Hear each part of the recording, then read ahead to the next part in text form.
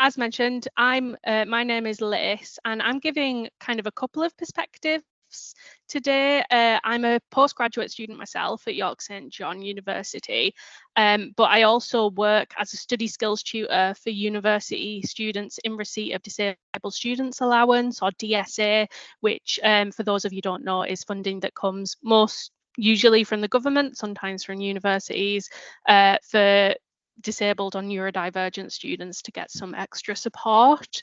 And I particularly specialise in supporting late diagnosed autistic and ADHD students, and I have lived experience as that as well. So my perspective is kind of from working one-to-one with students, which is quite interesting. I know a lot of the perspectives have come from kind of a classroom environment and that sort of thing before. So in terms of the challenges faced by neurodivergent students, one of the biggest ones is executive dysfunction, which basically means if you kind of have a lot of little employees running around in your head doing different jobs, some of them are responsible for doing the washing up, some of them are responsible for writing assignments, some of them are responsible for cleaning your room, that sort of thing, all these different things. Your executive functioning is the boss of your brain. It's the CEO, and it's supposed to tell all those other little tasks what to do. The problem in neurodivergent brains is our executive function likes to take a lot of time off, often likes 2 6-month-long holidays a year. And so that can create a lot of difficulties at university with beginning tasks or assignments, synthesizing information, and that then leads to a low confidence in their abilities. So where I come in my role as a study skills tutor, like I said, is through DSA. And the other side of that is, other than the one-to-one support, is they often get assistive technology, things like Grammarly, things like, you may have heard of Scholasy, has some AI in it. Not all of them have AI in, but some of them do. And that is part of what students will get as part of like a DSA package, we usually call it. So in terms of AI improving on students' experiences who experience executive dysfunction, I have found myself as well that it can really help overcome like a mental block, which can significantly slow down neurodivergent students in particular. Like, it can last months. If I come to a place in my dissertation where I don't know what to write next, I'll be like, okay, if tomorrow's not the due date, today's not the due date. I've found that ChatGPT has been really useful in overcoming that. And I forgot to finish that sentence there, but it can also individualize learning. I often see my job as kind of translating the academic language and all of the lingo we kind of use in assignments and stuff, and fluent ADHD, which is my first language. So ChatGPT is really good at that sort of thing as well. You can use it in terms of like translating what lecturers have understandably created to cater to neurotypical students, to cater to the majority. That's what most assignment briefs will do, understandably. So I've just got a couple of examples of things I've done in sessions. Again, these are one-to-one sessions. I've been finding it really useful for exam revision with some students. This is an example I did with a pharmacy student, which I have no idea about pharmacy. So it's been really useful for giving me a bit of an insight into student subjects as well. And we used this to kind of create a sort of mental bridge between one topic and something interesting, in this case Shrek. So the student had an upcoming exam on vaccines and vaccine hesitancy. So we asked, how would Shrek explain vaccine hesitancy?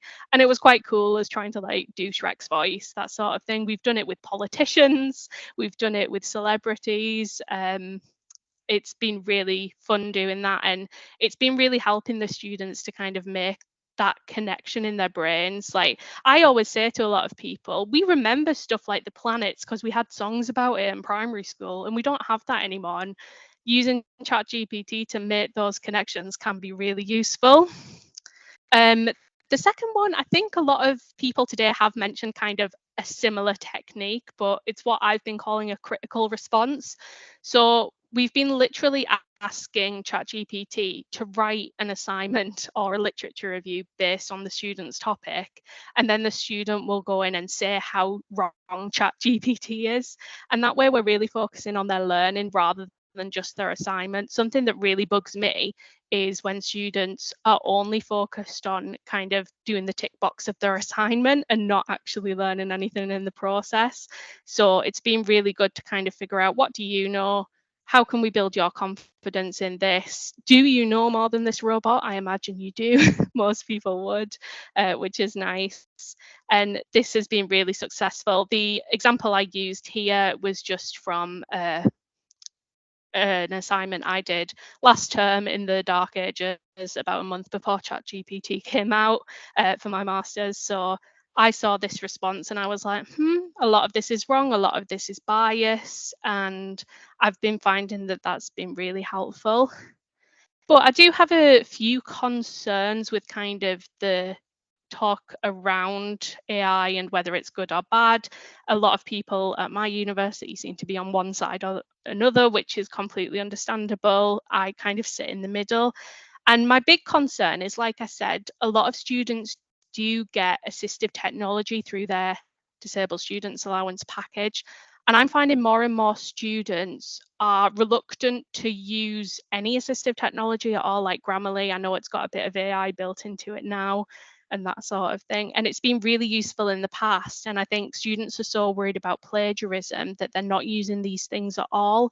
Scholarcy is another really good example. I actually recorded a little tutorial for my for my own class, for my own peers, about using Scholarcy and how useful it was. And I was told not to put it on Moodle because it uses AI. And there was a lot of valid things in that conversation. There was a lot, this was very early days, but a lot of people, despite these being funded and approved by the government and put in people's packages, they're reluctant to use them. And so I think increasing students' awareness of how to use these without panicking too much that they are going to plagiarize is really important. And I think the big conversation I've been having in my head the past few weeks is the fact that AI is not really a neurodivergent thinker. I find that ChatGPT can give a really good kind of solid neurotypical response, by which I mean it doesn't really think outside the box, and no offense to anyone who's neurotypical.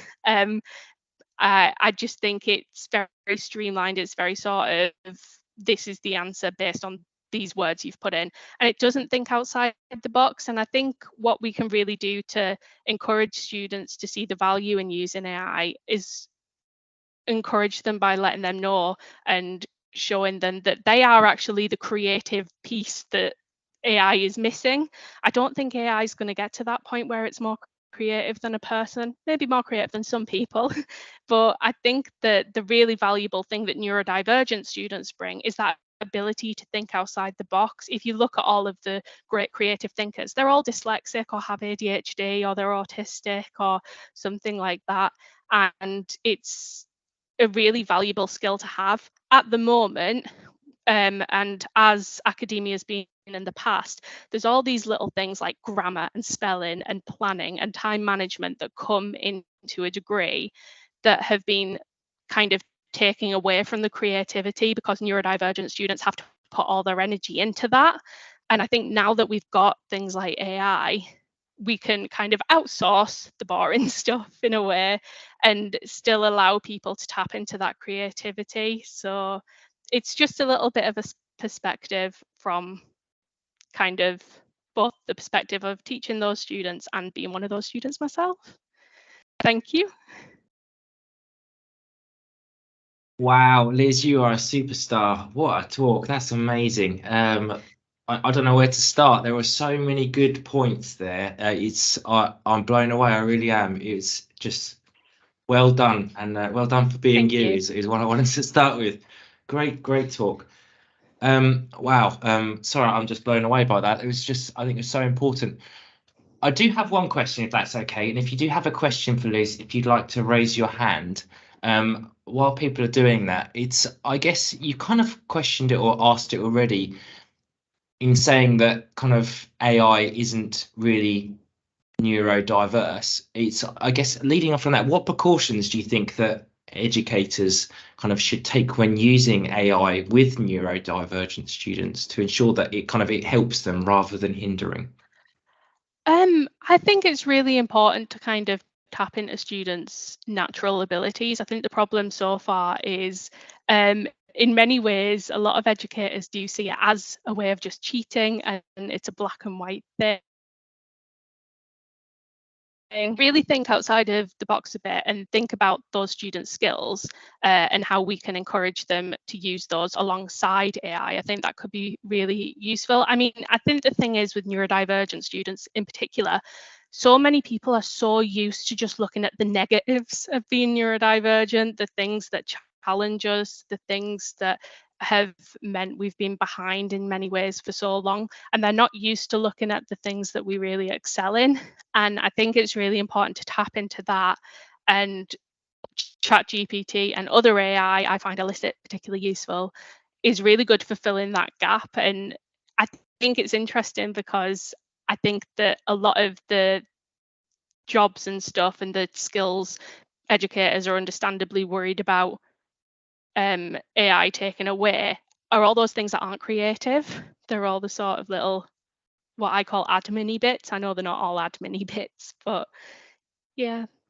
Oh, that's great. Thank you. There was one question in the chat that I've pulled out, and so I'll kind of read that. I don't think any hands have come up. If they have, I can't see them. And that is kind of, how well did your students, or do your respondents, students respond or engage with those types of critiquing exercises that you were talking about?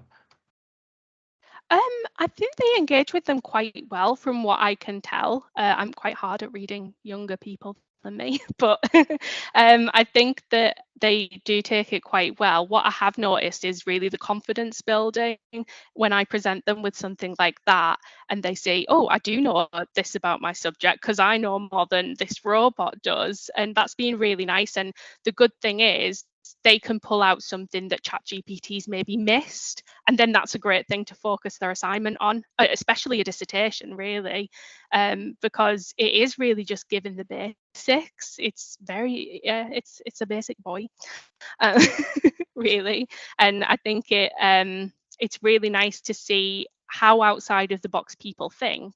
And I think in the past, that outside of the box thinking, a lot of people have thought that's wrong about them, that they really do think outside the box, and they think, oh, I need to jump back in the box. And it's really nice to see that now being encouraged, because ChatGPT can do the in the box thinking, which is, yeah. Yeah, I mean, wow, what a great way to finish that talk. It's amazing. Thank you so much again, Liz. That was great. I No could talk to you for the problem. rest of the evening, but I think we're going to have to move on. So thank you.